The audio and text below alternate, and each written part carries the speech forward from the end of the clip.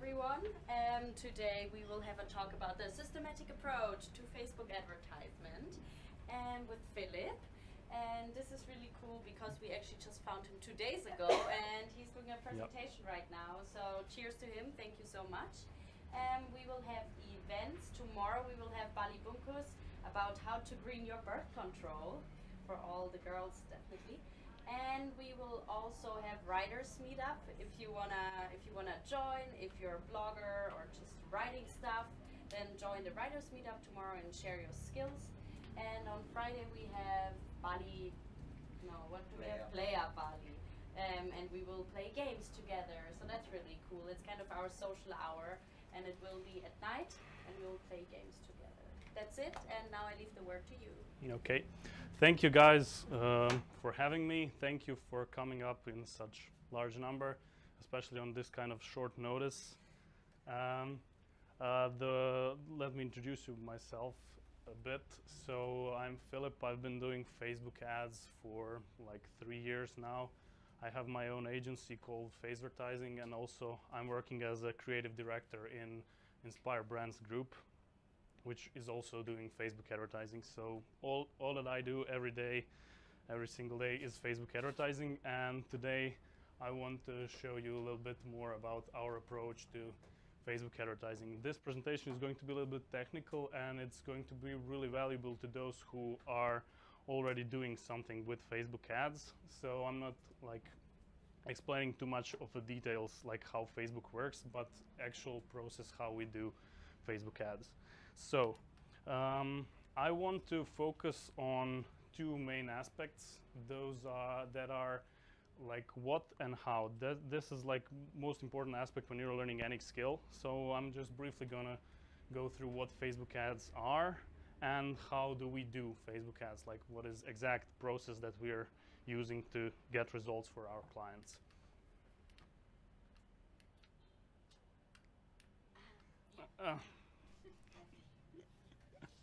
Okay, so what are Facebook ads? So Facebook ads are only leveraging tool. Like if you have good product and you have good marketing, Facebook ads are going to help you leverage that. So how they're gonna help you that, but by them being the fastest way to reach your market. So Facebook has 1 billion monthly active users. So that means that your market is on Facebook and that you can reach them. And also, Facebook ads are excellent for scaling businesses, especially because there's so many people of them. Like if you want to expand to another market, like European market, American market, Asian market, it's super easy to do that with Facebook ads. So how I like to explain Facebook ads as like a bridge. So if your business is an island and your market is mainland, so Facebook ads are essentially the bridge that connects your product to your market. And why this analogy with bridge is pretty good, because the size of the island actually represents size of your business. So if you have a small business that can only cater around 10 or 20 people at a time, so if you have high value customers, maybe building bridge to your island wouldn't be a sufficient way to market your product. And also closeness to the shore is also very important. So if there's a huge desire for your product and you can cater like thousands or millions of customers, building a bridge to connect your product to your market would be the best way. And I think that Facebook ads are that kind of a bridge.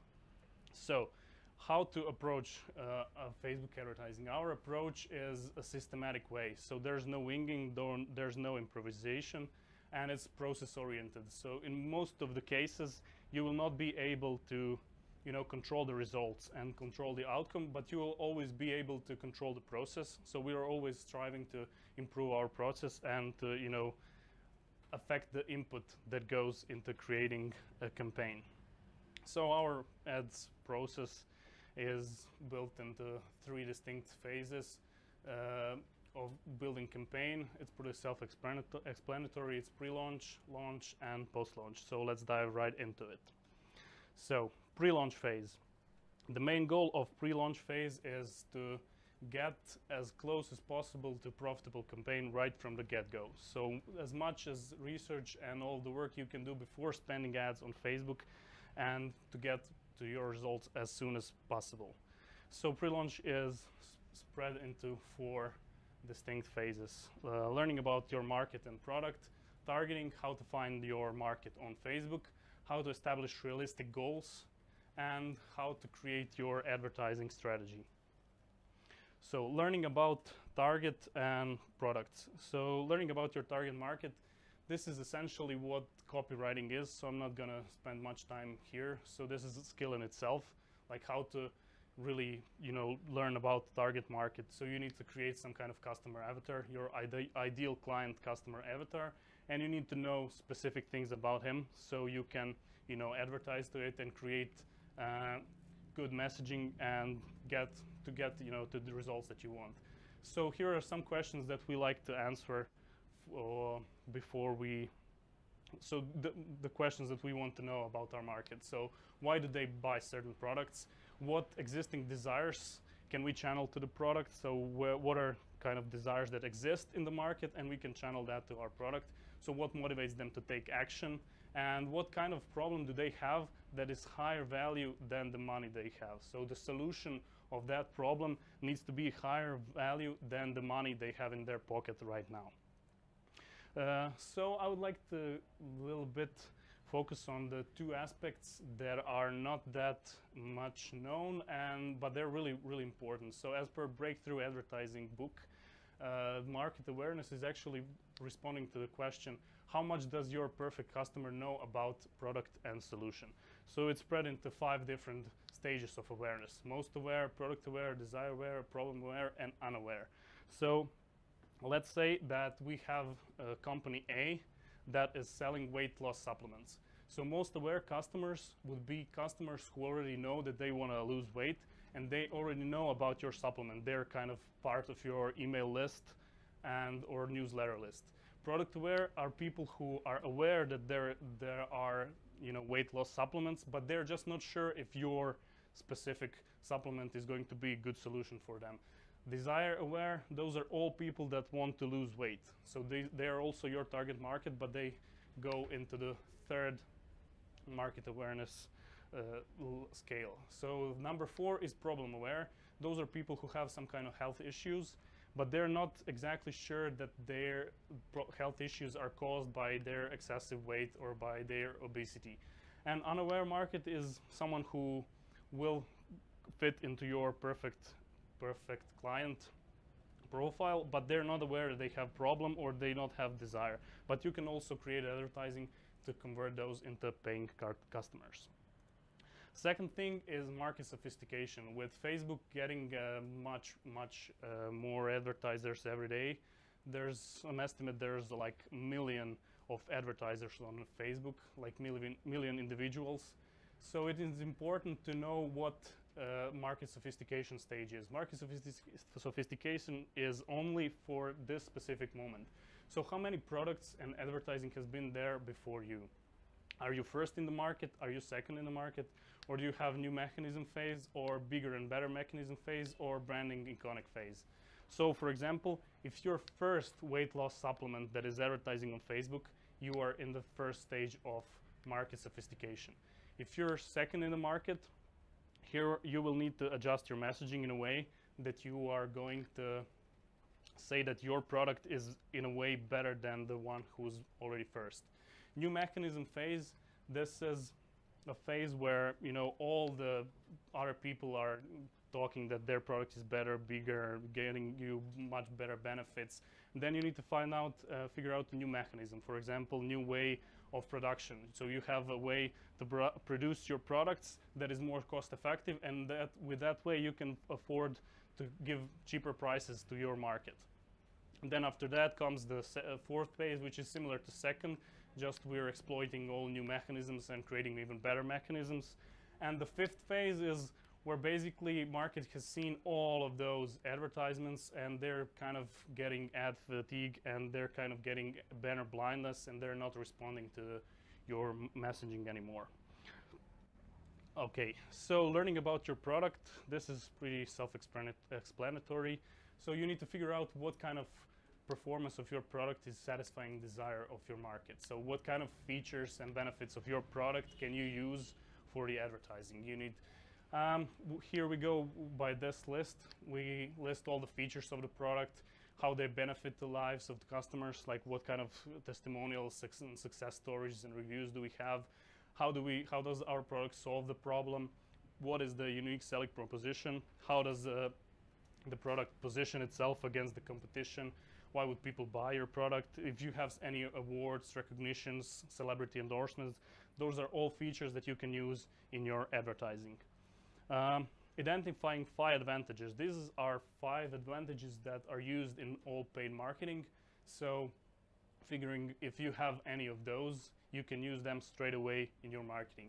Like being first. So if you're first on the Facebook, first on the channel with your weight loss product, you're going to get much better results. If you have good funnel execution, let's say a standard webinar funnel where you send people from Facebook to your webinar and then after the sales page to purchase any product. If you have exceptionally good selling skills on the webinar, you need to use that as to your advantage. Business model is some kind of, if you have recurring revenue, if you can create a recurring revenue from your customers, and this is also something that you can use for your benefits. Brand, for example, brand power. If you're, let's say, WordPress, and WordPress creates some kind of new feature or new product, you're more likely to click on the ad that's shown by WordPress than some kind of other CMS provider that is not that known. Higher lifetime value. So if you have a product and you are able to sell to your customers instead of once, so to, for example, say 10 times, you have higher lifetime value of your customer. That means that you can afford to spend more money to acquire that customer. That way you can outbid your competitors. So if you have competitors who can only get 2 sales, then you can outbid them and get more customers. So let's move to targeting. So with Facebook, here we want to know how to find your market on Facebook. So the best practice is to find different variation and test out with initial creatives. So there's no specific way to target buyers. You just need to go through all the targeting variations, all the interests that you think could be working. This is something that we are doing, like I'd say 50% of time in our whole business, that we're trying to find the best target market for our clients, and we're testing them, each of the interests that we find separately. So this is important, not to bundle interest in the same ad set, so you will not know which one of those is performing the best. So interest targeting. So you have a tool on Facebook that is called Audience Insight, and here you can upload your buyers list and to see which pages on Facebook are most relevant to your buyers list. If you don't have buyers list, you can use competitors. So your competitors and their interest on Facebook, you can see which pages are most relevant to them. So here are some examples of what should you be looking for. So what kind of pages? So you need to look for magazines that are in your market, associations, celebrities. So here you need to be careful with celebrities, not to choose the 2 famous celebrities. So if you're targeting, say, golfers, you don't want to target Tiger Woods because he's too big of a celebrity. So some of his audience may not be golfers, but some smaller golfers that are on the tour. And if you can find books, forums that are specific for the market, some kind of equipment they're using, software, or even events they're attending, this is something that you should be looking for. Behavior targeting, this is usually more expensive audience. You'll have to pay a little bit more to get to those, and Facebook is kind of chopping this down. I think this week exactly, you had opportunity to target people by their job title, and Facebook actually shut that down because of the, some kind of discriminatory issues that people were exploiting with this. So you need to know if you have offer that is very specific, that it can be only shown to some kind of higher income people. You can use this to segment your people and filter the audience. So lookalike targeting. Facebook has an option to create lookalike audience out of your buyers or out of any seed list that you create them. So usually the lookalike is best option if you have the opportunity. For the best performance, minimum seed audience should be 1,000. So if you have 1,000 buyers, upload them to Facebook and create lookalike audience. Facebook has like thousands of data points for every single customer that you upload them, and he is comparing all of those data points to the percentage of audience in certain country that you choose. So here are some examples of the seed audiences that you will create for Facebook, like subscribers or your subscribers, highest lifetime value customers, all buyers, highest lifetime value buyers plus certain pages. You can create an audience out of people who visited specific pages on your website and then create a lookalike out of that. All leads, like all your email list, people that visited certain pages, or people, you can even create an audience out of all people that have engaged with your posts on Facebook. Can you explain like who that would be effective for, the lookalike? Is Um, that more like advanced, or is it more like A you're starting out? Would you recommend that? Lookalike is a little bit more advanced, so if you're starting out, you probably wouldn't be able to use, like the minimum the Facebook requires is to have 100-person audience to create a lookalike. But what we've seen is that the minimum is 1,000 to have effective lookalike, to have good result. So let's move to establishing goals. This is something that is important, to establish realistic goals for your campaigns. So if there are only like 3 potential goals that we've identified. If you're running initial campaign, like if you never ever advertise on Facebook, your first goal would be to establish baseline, like to see how does your market react to your offers and messaging, and establish actually baseline, like what can you expect out of Facebook advertising. If you have run some campaigns, then you will move to optimizing and testing to get KPIs. So like to get to a point where you can actually afterwards scale. Like if you have good cost per click and you have good CPA, like for example, your cost to acquire customer is $10 and you're making 20 bucks out of each sale, then you can move to scale phase because you're being ROI profitable, ROI positive. So here's some criteria that we're using to establish goals.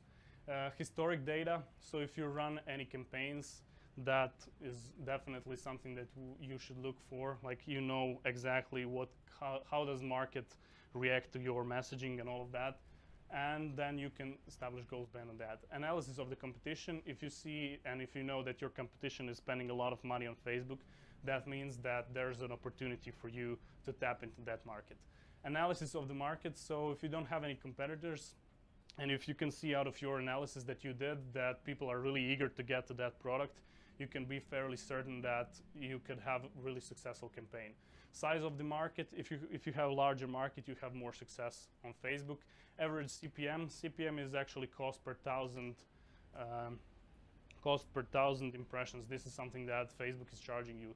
So Facebook is working like a bidding platform, like an auction system, and some markets are a little bit saturated, so you have higher CPMs and you need to pay higher prices to get clicks from that audience.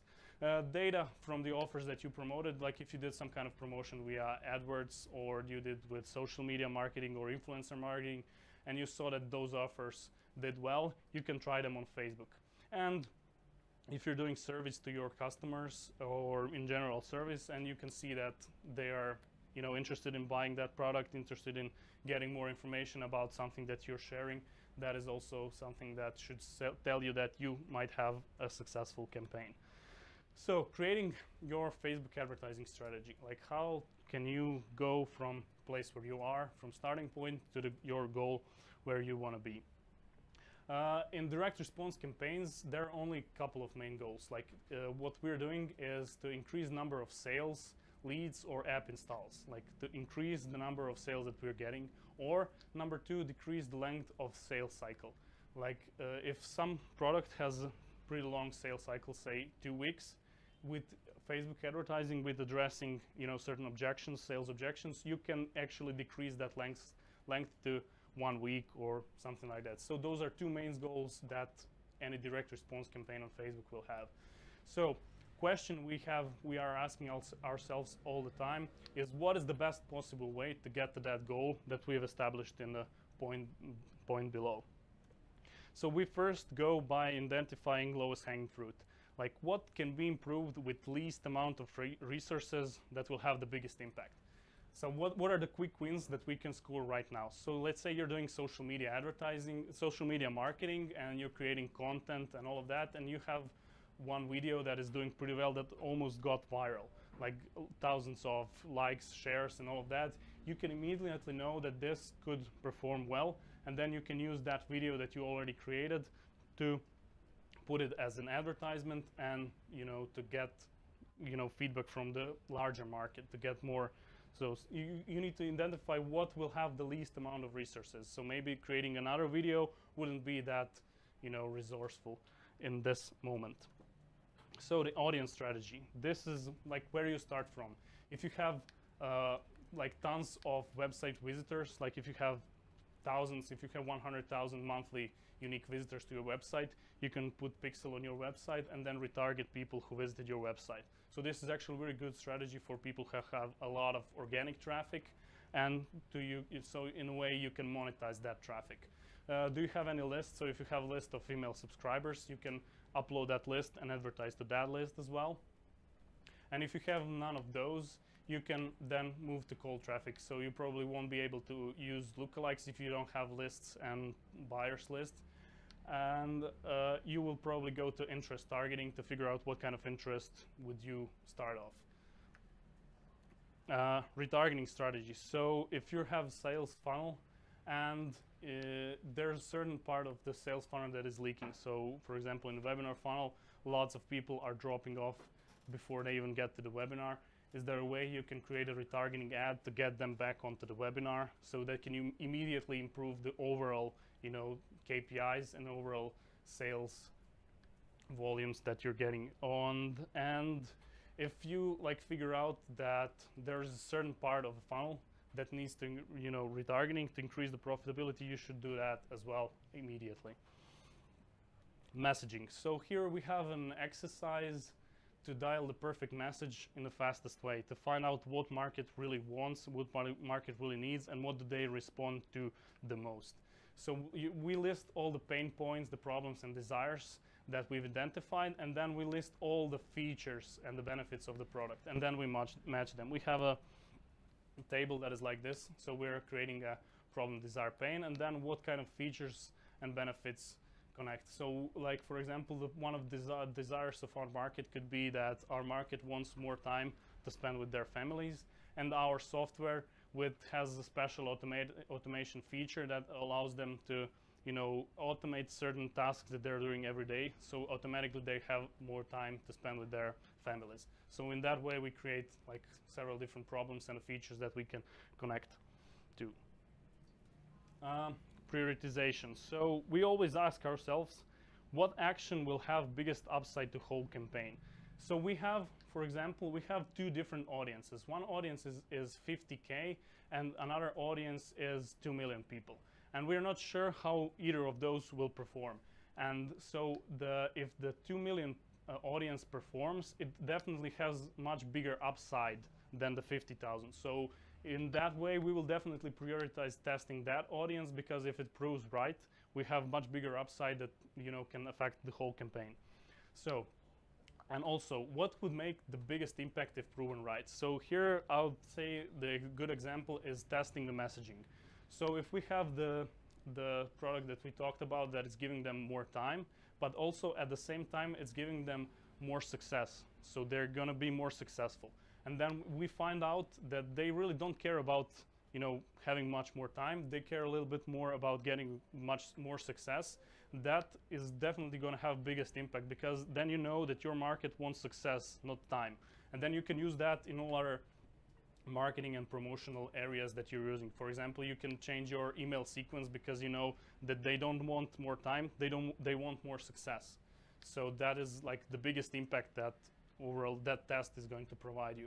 And also what to focus on most resources. Basically, if you answer those two questions, you will know what to focus on: your time resources, money resources, and your engineering resources. Ad buying strategies. This is something that we are doing. So how are we going to ensure that our message sees that our market sees our message, like what kind of bidding strategies we're going to use, what kind of optimization and placements. I'm going to talk about that a little bit later. Building your initial roadmap, like how can you're going to build that strategy. So what steps you need to take to get to the goal. You established your goal, and then you need to establish like milestones that you want to hit, in a way to get to that goal. So what should like the prioritization exercise is definitely going to help us over here. Like what ideas and tasks are we going to put as a priority in front of anyone else, and what is the most effective way to get to the goal that we established. Okay, so let's move to the launch phase. We're not going to spend a lot of time in launch phase because this is basically how to set up all the campaign. So we are splitting the campaign into static and dynamic parts. Static are same most of the time because we spend a lot of time testing it and a lot of money, so we know in like 90% of the cases what those will be performing the most. And dynamic ones are different for every market, for every product advertised, so like targeting, ads, and conversion events. So the static, we've proven that type of the campaign should match your goals. If you want more conversions, like if you have direct to sale campaign, if you want to get more sales, you need to conversion campaign. If you want to get more leads, you also create conversion that is going to be a lead, and then you're gonna get more conversions. Naming, we're naming all the campaigns by the type of the audience. So this is only like for organization's sake, so that we know what is happening with each campaign. So we're naming it by the type of the audience, name of the campaign, and type. So this could be cold traffic, webinar registrations, and a conversions campaign. Ad set is where you choose your targeting, and also you will split your visuals and copies, ad copies, into this one, and placement. So you know what exactly marketing, what target you are going after, and what visuals are you using to reach that market. And on ad level, you will need what kind of visual in your copy you're using, so you know which one performs the best. Placement, in our experience, you should always start with Facebook feeds only. You don't want to use Instagram or audience network or something like that, because in our experience, the Facebook feeds on mobile and desktop are producing the best results. In some cases, those are really rare cases, you can use right-hand side ads for the video. You can test this. We've also been thinking about testing in all of our campaigns, but it doesn't make sense because in 90% of the times, these two are producing the best results. Yeah. For example, if we set a Facebook ad campaign, which also runs on Instagram, do they influence each other, or is like one on Facebook and the other one is on Instagram and they don't really connect to each other? It's just like two different channels, or what's on Instagram like kind of influences the behavior on Facebook? So if you put Instagram and Facebook feed into the same ad set, you're going to spend your money, half of the money, or whatever way Facebook chooses, half of the money on Instagram and half of the money on Facebook.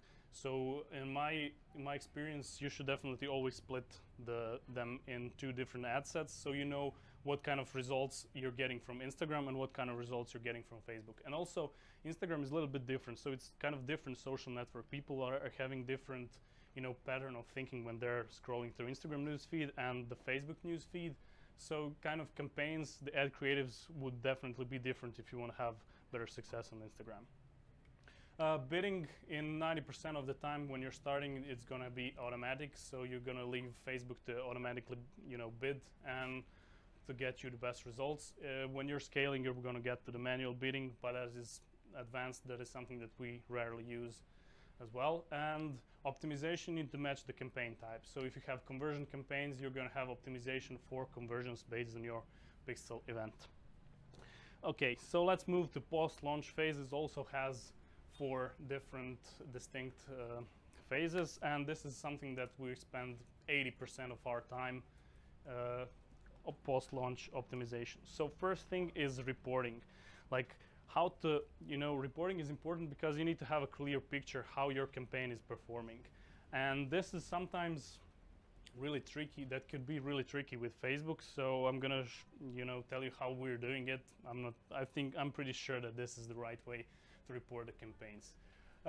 So you need to know first the KPI. So this is key performance indicator. So this is a key metric that you need to be aware of 100% of your time.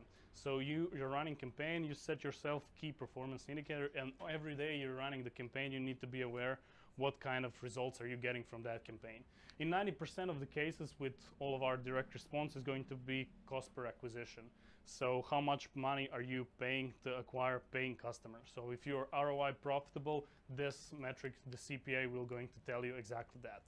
It's really important to have accurate data, and that can sometimes be really tricky with online marketing because all of the technical issues, technical glitches that can happen.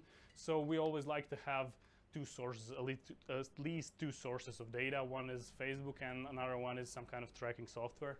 And best way is directly verify in CRM so that you exactly know that on this day you had 5 sales, on this day you had 20 sales.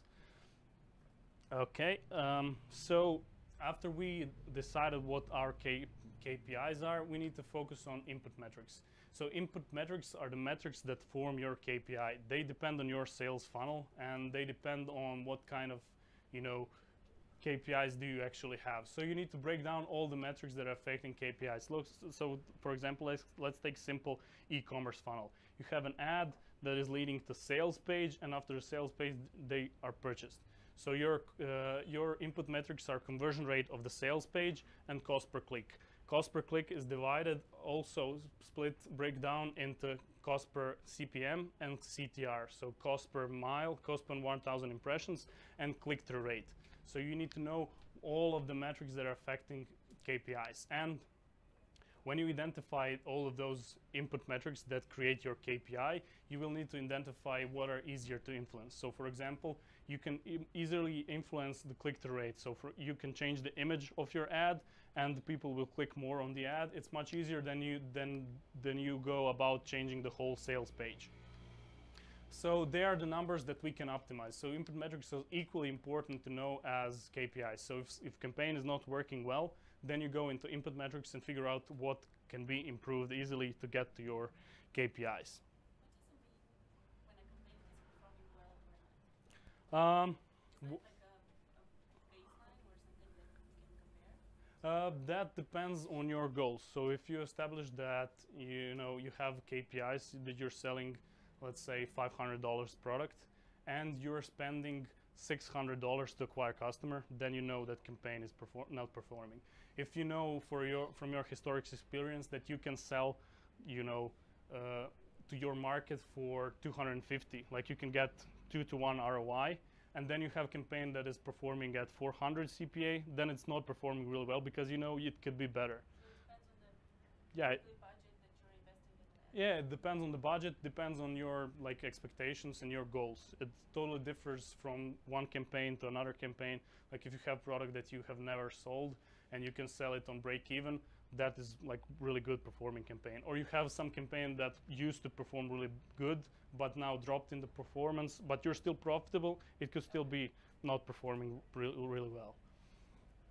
So these are Facebook ads metrics that we always focus on. CPC is cost per click, click-through rate, what is the percent of people who saw your ad that clicked on it, and cost per 1,000 impressions. This is actually what Facebook is charging you for, so they're charging you to show your ads to 1,000 people.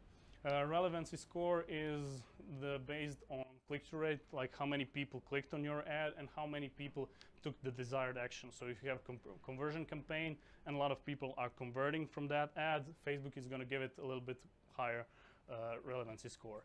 Frequency, this is the number of how many times has an average person saw your ad. So if you have frequency 1, that means that all of the people that saw your ad saw it only once. Or if you have 6, so that means that average people in your audience saw your ad 6 times. This is usually happens with retargeting audiences. Also, Facebook ad metrics is cost per conversion. If you have sales or if you have lead generation, how much you're paying for lead or how much you're paying for the actual sale, and cost per acquisition, how much you're paying to get paying customer on board. So tracking and attribution, this is usually very, very difficult topic for Facebook ads, and a lot of people have struggled with it, and they have problems, attributing sales to each channel. So Facebook has a default of 28 click. So when someone clicks on your ad and within 28 days window they make a purchase, Facebook is going to attribute it to that specific ad. So if they clicked on the ad, like let's say 2 weeks ago, and they purchased today, Facebook is going to attribute it to the first click that happened 2 weeks ago. And also they have one-day view. So if you're running a campaign that shows a video, and they view a video today, and they buy, say tomorrow morning within 24 hours, they're going to attribute it to that video view. So who gets the sale attribution? This is oftentimes it can happen that you have a campaign that on Facebook and on Google Display, an email campaign. So someone clicked on the ad, joined the email list, and saw the Google Display Network ad, and then they clicked on the link in email, and then they converted, and all of 3 channels are attributing that sale to itself, and it seems like you have 3 sales, but in reality you have only 1 sale. So this is really important question, and sometimes it really pays to have some good tracking software. I'm going to talk about this a little bit later. So you can create custom conversions and standard events within Facebook, and Facebook is usually really good at tracking sales. Sometimes it can happen that they have discrepancies, but it's usually pretty accurate. I'd say 80% of the times it's accurate. So what are the best practices? Double and triple check your data sources. Like if you have tracking software, say Google Analytics or Improvely or something like that, or then you double check with what Facebook is saying, and then you triple check it with what your CRM is saying. Facebook custom conversions is usually pretty good to tell you overall stats of the funnel, like where does the drop-off point is happening. So if you have a lot of clicks on your website, and then on sales page a lot of people drop off, or they drop off when they initiate checkout or something like that, Facebook is really good to tell you that. Google Analytics is really good, but I wouldn't recommend it if you have multi-domain tracking. So if your product is selling throughout different domains, Google Analytics is not usually the best source for that. That is where Wicked Reports come in. Wicked Reports actually is able to connect your data from Facebook to your CRM, and they're directly connecting what happened when somebody clicked on the ad and when they clicked on the email and then purchase. If you have your CRM software, you can have affiliate tracking, so you can put affiliate link into your ads, and then that way you can also double check performance of your ads, so you can track it as an affiliate sale from your Facebook advertiser. Third-party affiliate tracking softwares are also good solution, like something that you give to your affiliates, you can use yourself to double check and triple check your data. It's really important to have good data when you're paying for ad space, to know what. Can you give us some examples of the tracking softwares? I think Wicked Reports is the best for Facebook. We're using it. Pretty expensive. You can use Improvely as well. CRM affiliate, this depends on what CRM you're using. Infusionsoft has a pretty good affiliate tracking software. And third-party affiliate tracking softwares is not something that we use a lot of times, but I can't remember exactly the name. I'm going to tell you a little bit later on if I remember it. So testing with Facebook ads. So here I want to break a thinking pattern.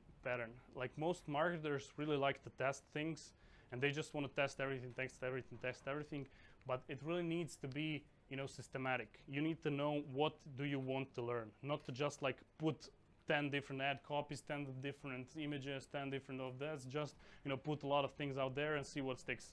You really need to be systematic. You really need to know what do you want to learn from those tests. Like you want to split different things, and after this test is completed, you really want to know what did you learn after that test. So here's some questions that I like getting answered with the data. So what does the audience know already about the product? So you can create an ad that is just offer.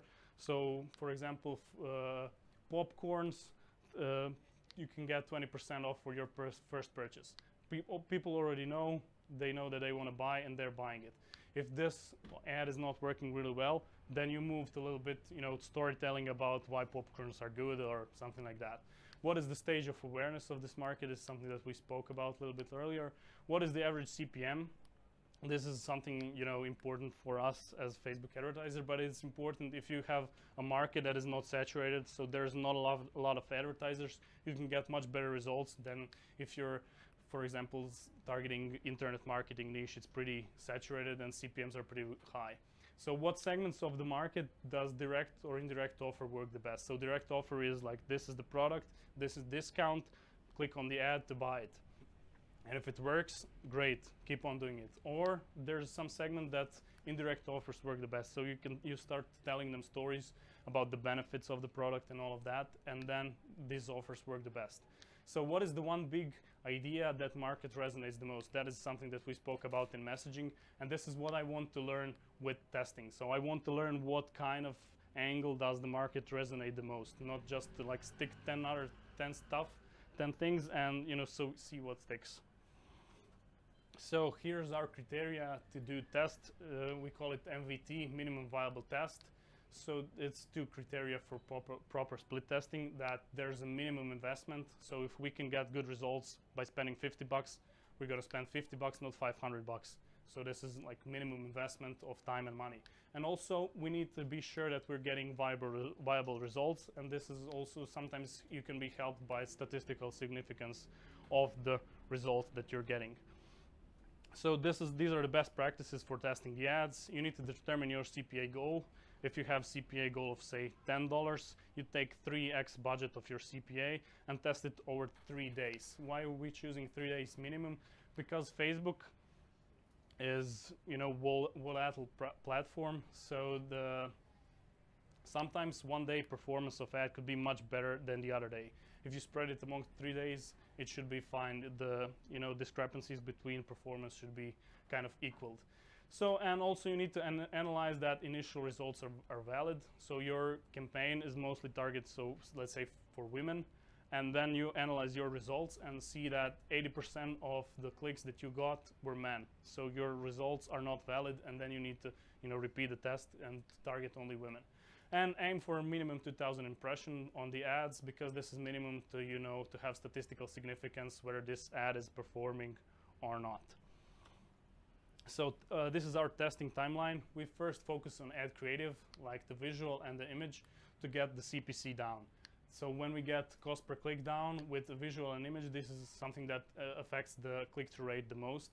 Then we can focus on ad copies, and when we have lower CPC, then all other tests are being cheaper, since we know that we have ad creative that is performing well. Then after we split test ad creative, then we test the audiences, then we test landing pages, and then we move to the rest of the funnel. Each of our campaigns are split into 3 phases: R&D, so research and development. So we're testing. We want to prove our concepts and ideas. So these are split tests, and then we move them into the production.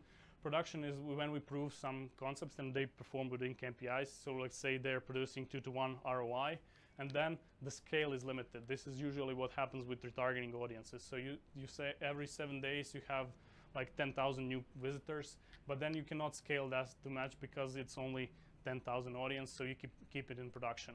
And when we get the selected audience and creative that is performing well and it has big scale, then we increase the volume, increase the ad spend to get more volume.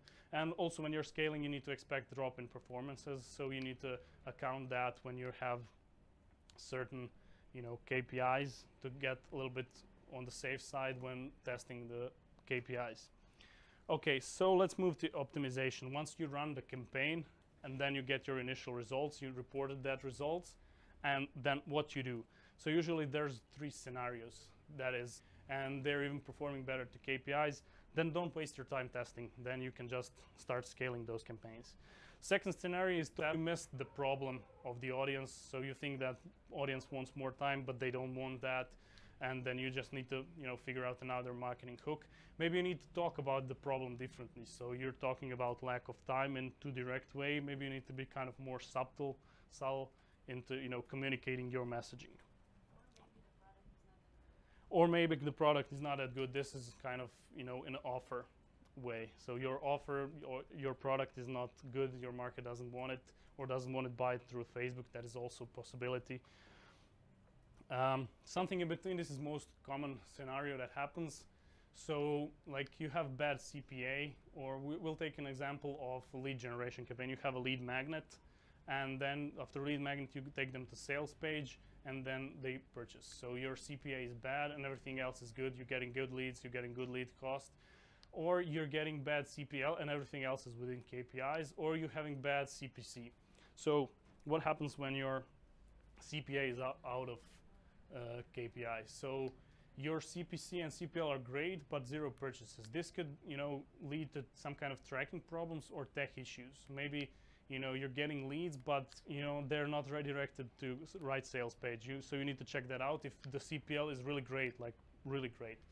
And if it's not any of those, then you need to do some kind of conversion optimization. Maybe your backend offer is not good. Maybe your backend offer needs to, you know, be messaged or communicated in a different way. And if everything to landing page is within KPIs, but CPA is high, you need to test new audiences. Like you're getting people to your offers, but they're not digging it, they don't want it. You need to find new audiences that could be. If this doesn't prove right, your sales message is wrong. You're attracting wrong people to your funnel. So this is one common, you know, possibility that, you know, people are clicking on your ad, but they're not converting because, you know, you attracted them with wrong kind of motivating factors. So they're not buying your products. Also, when you prove this wrong, test new creatives and new messaging, you know, to attract people who will eventually become buyers. Yeah, so CPC is cost per click, CPL is cost per lead.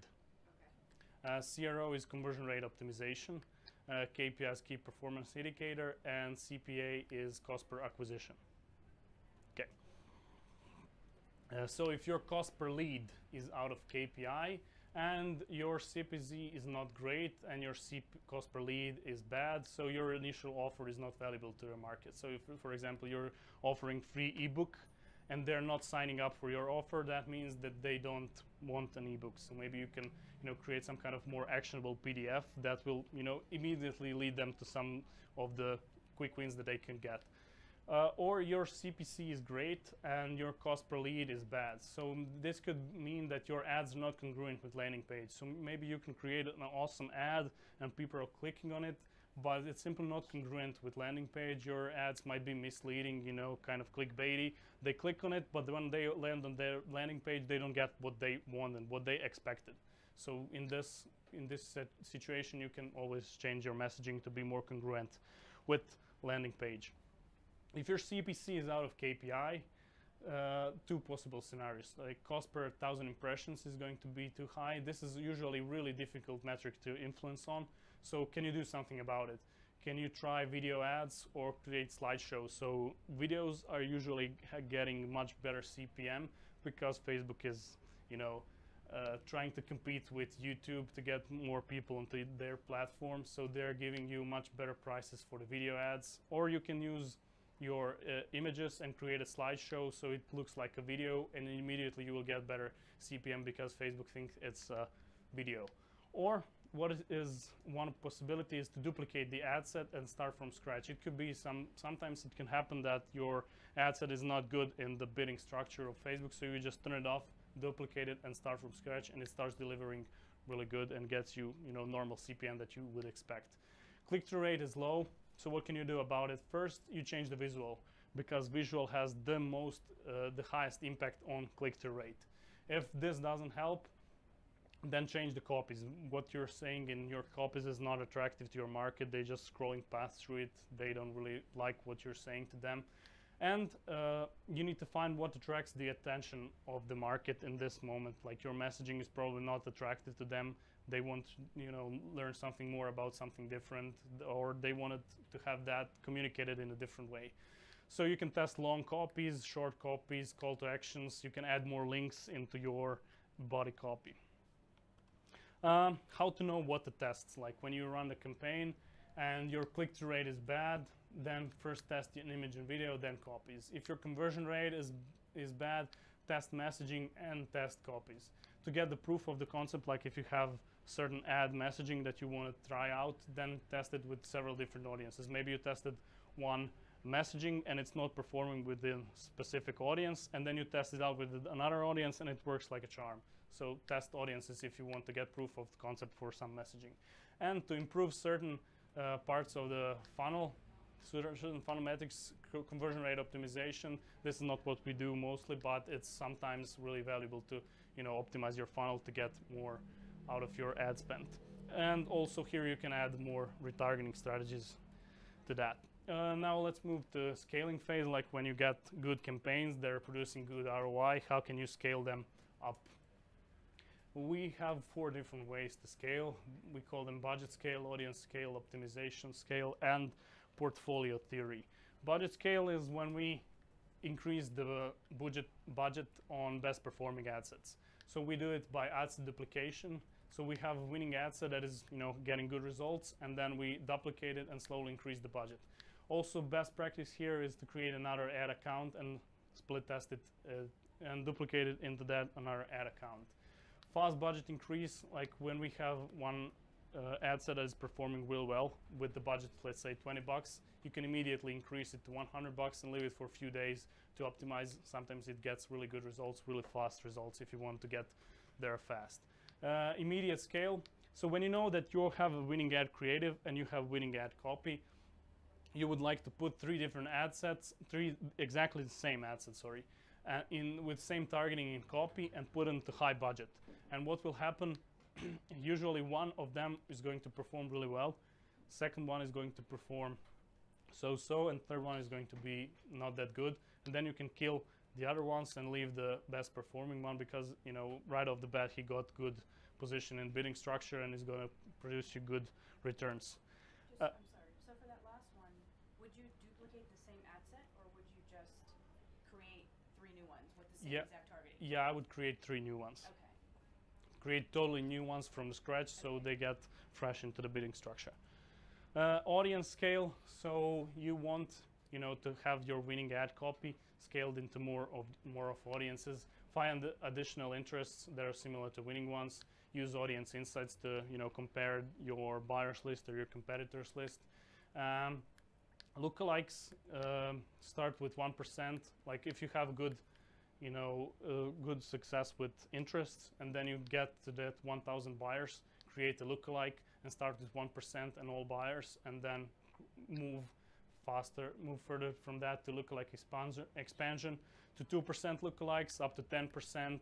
And you can use lookalikes on different audiences. So for example, you can create lookalike for Canada, US, Great Britain, Australia, European Union, and something like that. Create additional lookalikes. So you need to get creative with your audience seed. Like you can take only your highest value buyers. This could be an audience of 500 people, but this would be the best one because those are people who spend the most money on your brand. Or you can take all the people who abandoned the cart, or all people who are in your email list, to create lookalikes and to see whether it sticks. And when you get lookalikes are really good because usually they're really big audiences and you can scale easily. You can scale the budget on those ones pretty well. So pixel optimized audiences, this is something that is when you have a lot of data on your pixel. So when you have a lot of purchases and pixel tracked all of those purchases, you can literally create an ad set with no targeting. So you can target worldwide audience, and or just like whole US if your US is your market, like whole US, and let the pixel optimize to show the ads to the people who are most similar to your buyers. It sometimes works really well. Are those all under the custom audience? Because like you can do the customized audience. Is that under that? Yeah, so you need to have custom audiences to create as a seed to create the lookalikes. Right. Yeah, so you can use different custom audiences to create lookalikes, but that is all under audience section in Ads Manager. Optimization scale, this is something that is further down the road. When you have really good campaigns, they're really scaling. You've expanded to all the lookalikes that are possible. then you can switch to clicks optimization, because when you optimize for conversions, Facebook is optimizing to people who are most likely to do desired action. So he's optimizing for, it is optimizing for the people who are most likely to buy. If you know that that audience is working really well and your ads are working really well, you can change it to clicks optimization. So Facebook is then going to switch the optimization to people who are most likely to click on your ads. And you have historic data that will prove you when someone clicks on your ad, they will become paying customers. Or if this works well, then you can even expand the page post engagement. This is good also, expand your, the audience segments that Facebook is showing the ads. This is only used with proven audiences, proven creatives, and funnels. So don't do that if you don't have, really good proof of those. Messaging. So if your messaging is attracting only a certain part of the audience, so let's say your audience is split in 7 different parts, and your messaging is attractive to certain part, that can sometimes happen that when you scale, you suddenly see the drop off in performance. Then you can change the message to attract different parts of the audience. So that is messaging scale. So the fourth one is portfolio theory. This is something similar to investments, investing and portfolios. Instead of putting all your budget into one ad set, you can split it into segments. So you can spread it with different interests, spread it with different age ranges, different geography, different messaging. So you can say you have interest that has 2 million people, you can split it into age ranges. So you have one ad set that is showing ads to people from 18 to 25, from 25 to 35, from 35 to 55, and from 55 to 65 and plus. This is good because you have much more control over CPA. So if you see that certain age range is starting to deteriorate in performance, you can just reduce the budget on it, and you can increase the budget on ones that are performing better. So this gives you less volatility. Okay, so let's summarize a bit. Pre-launch phase. This is something that you want to do to increase the probability of success for your campaigns. Do your research thoroughly. Gather as much data as possible before you start paying for it. It's a little bit longer process, but in the end, it pays off to have much better data to make informed decisions. Launch phase. As I said, don't waste money and time testing what's already proven. So don't test the audience network, because there's been a lot of tests into that ones, and they're just not performing that well as the Facebook feeds. And get updates from about best practices from relevant socials. There are really a couple of really good blogs about Facebook ads. I can share that later on. Post-launch phase, make sure that your reporting is accurate, that you're getting good data. Test quickly and make sure you get valid results and learnings, and optimize by your KPIs, and scale effectively. Don't lose money too much on scaling. So that would be it. Thank you for your attention, and I'm totally open if you have any questions, so we can discuss. Yeah. Thank you. That was really good information. Thank you.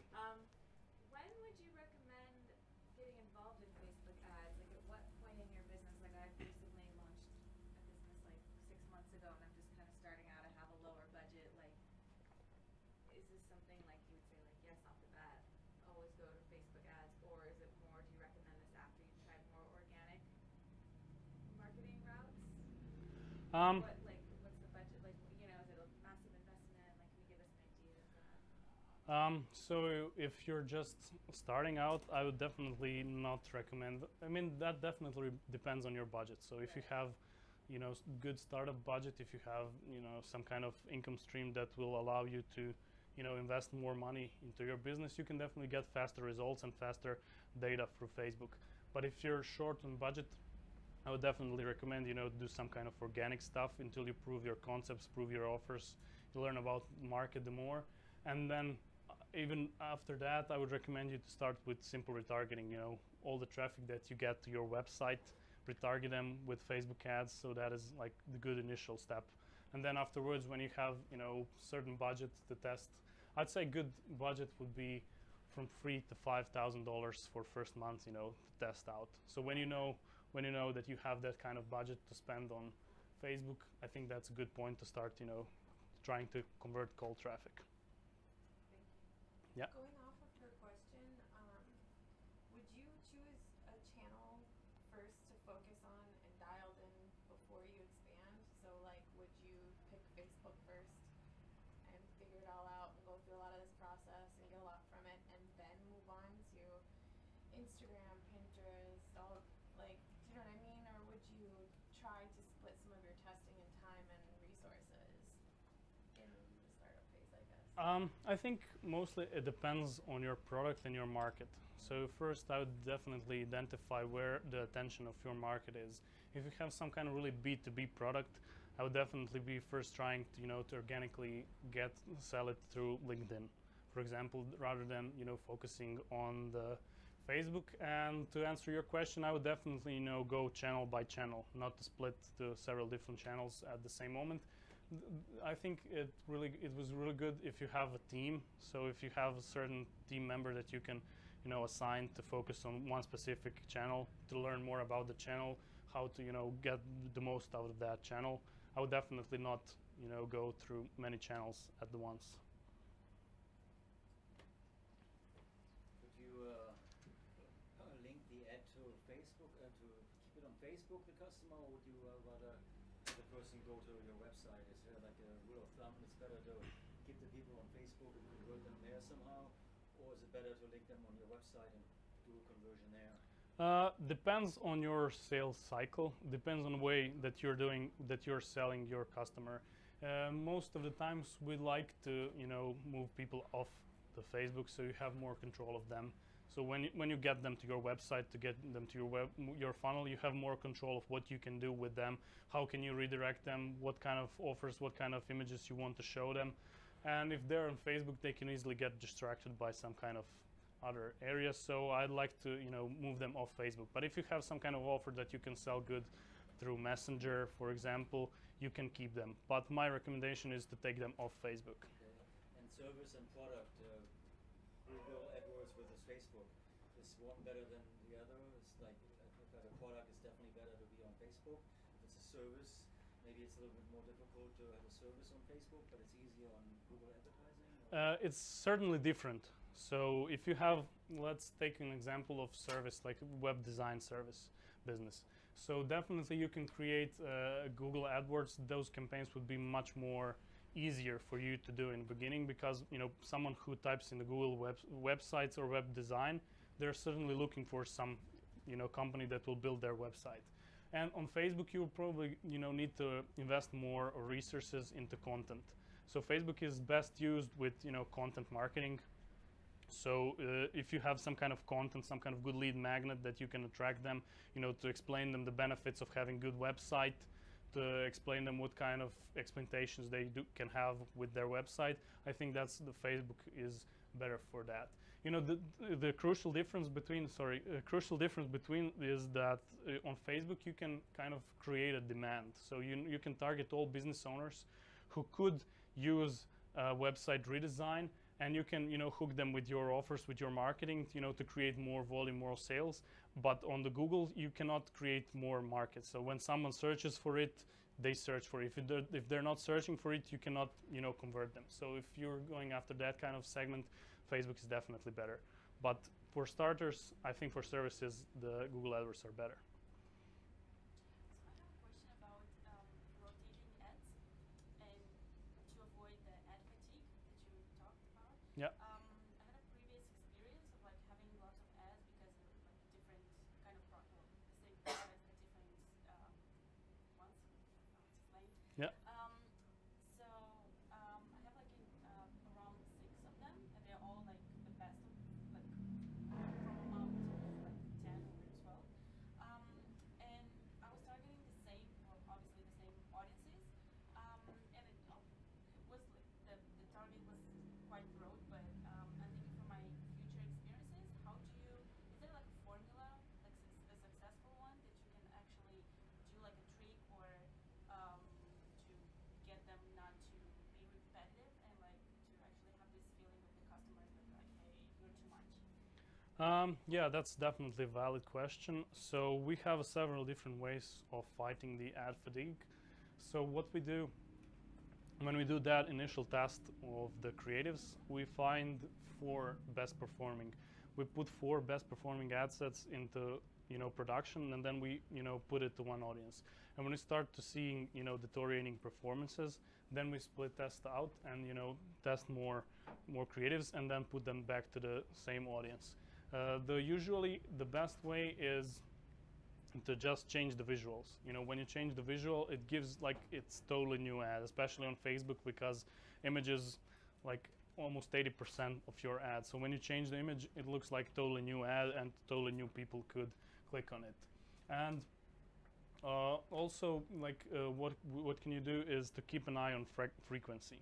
Like when your frequency starts to get up, that means that you need to kind of do some kind of refreshing. And yeah, so those are 2 things that we do mostly to avoid the ad fatigue. So if you have a small company but you want to hire somebody who does all that for you, would you go to Upwork and find somebody? Would you go to Google and find somebody? And how much do you pay somebody to do all that kind of work? It depends. It depends what does the small company mean. And this is definitely something that takes a lot of resources, and I would definitely recommend to start out on your own. So to start on your own, to get initial data, to get initial response from the market, from the feedback, and then when you can see that it could produce good return on your investment, like if you can get this to be profitable channel for your business, then I would go out first on Upwork to see someone that could do some work under your supervision, and then when you can see that this is really some channel that you can scale off, then I would choose the audience. So I think we're good with time. Yeah. Thank you. Thank you all guys for coming up and listening to my presentation.